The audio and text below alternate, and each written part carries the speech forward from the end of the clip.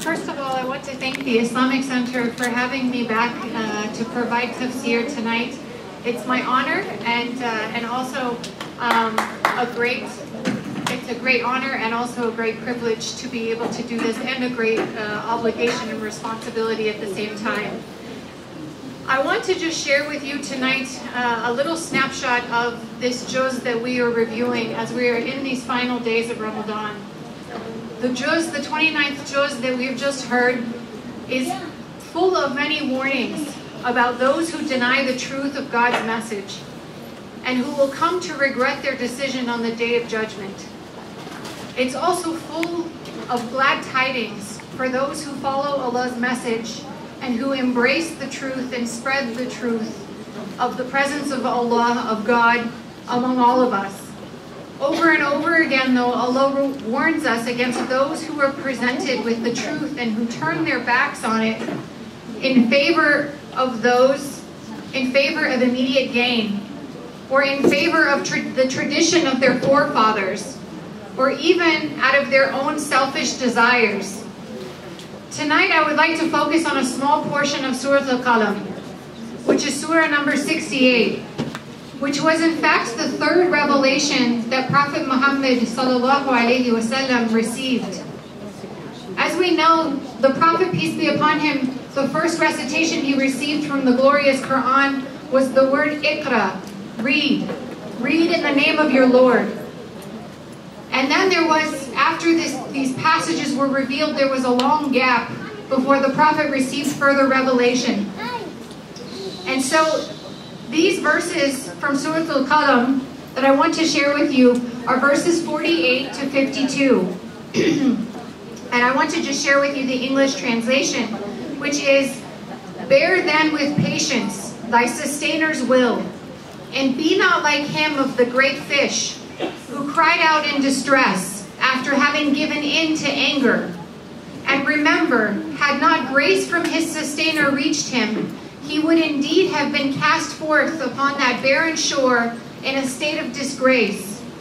But as it was, his sustainer had elected him and placed him among the righteous.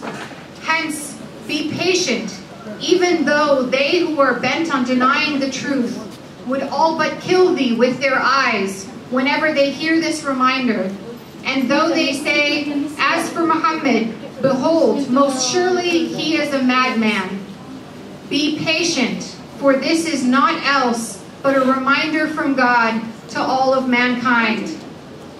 The first three verses in this passage, they remind Prophet Muhammad ﷺ of the story of Prophet Yunus, Jonah, who we know who Allah describes as having fled like a runaway slave from the task with which he had been entrusted by Allah, because his people did not at all accept his preaching as valid. Prophet Yunus, Allah reminds Prophet Muhammad through the story of Prophet Yunus, that Prophet Yunus was overcome by his anger at the rejection that people showed him of the truth of the message of Allah. And just like Prophet Yunus, Prophet Muhammad was ridiculed, he was persecuted, and he was hated. He was hated by people who challenged the message that he delivered. And the way that they discredited him was by calling him a madman. Again, this was among the earliest revelation that Prophet Muhammad ﷺ received. And what is the warning that Allah gives him in this early revelation, in these early days of Islam? Allah tells him, do not give in to despair at the opposition that is shown to you by people. Allah tells him, stay true to your mission, maintain your good character, exhibit patience, and focus on persevering in your own prophetic mission. In other words, Allah tells him, do not be distracted by the hate and the evil thoughts of others. Stay true to your mission and patiently persevere. This message for us today, dear brothers and sisters, is one that is critical. In these final days of Ramadan, we look back on a few weeks and months and years where we have seen an especially devastating barrage of challenges all around us in the world. especially during this blessed month of Ramadan.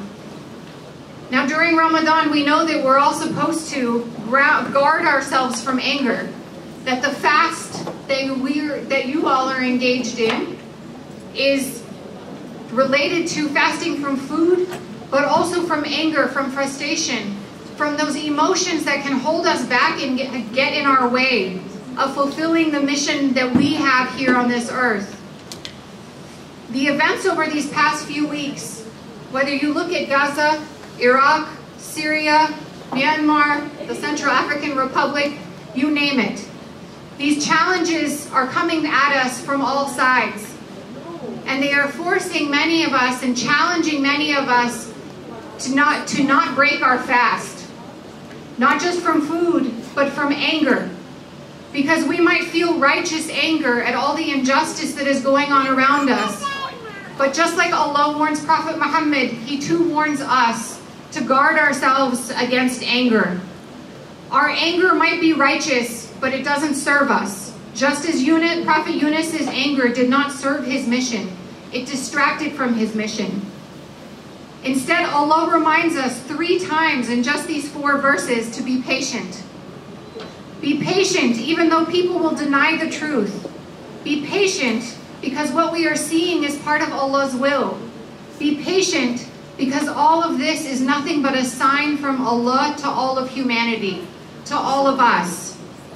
Brothers and sisters, tonight I remind myself and I remind you in these final days of Ramadan, where we have strengthened our characters, we have strengthened our resolve to do what is good and right in the world and to bring our best character to light, that we need to maintain the fast from anger through the end of Ramadan and beyond. Because the world and the injustice that we see around us can just make us angry and can make us fall prey to anger that leads to bad decisions. And instead, Allah tells us, instead of anger, we should choose patience. And now I want to just say a brief word about patience. Because patience is often misunderstood as something that is weak. But the truth is that patience is an act of strength, not of weakness. When we are patient in the face of injustice and hate, we keep our hands and our hearts steady. And we're able to focus on promoting the truth and not getting carried away by our emotions. The second thing I want to share with you is that patience is a verb. Patience is not about being passive. It's not about sitting back and waiting for things to change. We choose to patiently persevere not by waiting, but by rolling up our sleeves and working for change. And all the while knowing that it may not come immediately. The change that we seek in this world, just like the change that Prophet Muhammad and all of the prophets who came before him were seeking, was not a short-term change. It's a long-term change. For our beloved prophets, it took a very long time to spread their message and to help people accept the truth of Allah. Even then, they were only able to convince the minority of people. So too we have this challenge again today. But brothers and sisters, when we patiently persevere, we focus on the tough, long-term journey for truth and justice and equality. We have to keep pushing and to keep resisting the temptation to throw up our hands in despair. Just like Allah warns Prophet Muhammad to not fall to despair like Prophet Yunus did, we too have to follow the will of Allah by practicing our patience and by having staying power. And that's what Ramadan is all about, is that despite our temptations and our challenges, we stay true to our goal.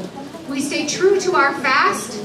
We stay true to our fast not just from food, but from anger, from frustration, from all of those things that hold us back on an everyday basis.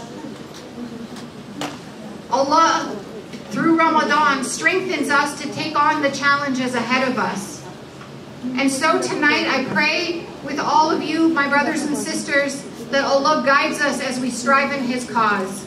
And as we strive to exhibit the power of patient perseverance, to help promote the truth and justice, not just for ourselves, but for all of humanity. May Allah guide us and make our path easy, inshallah. Wassalamu alaikum wa rahmatullah.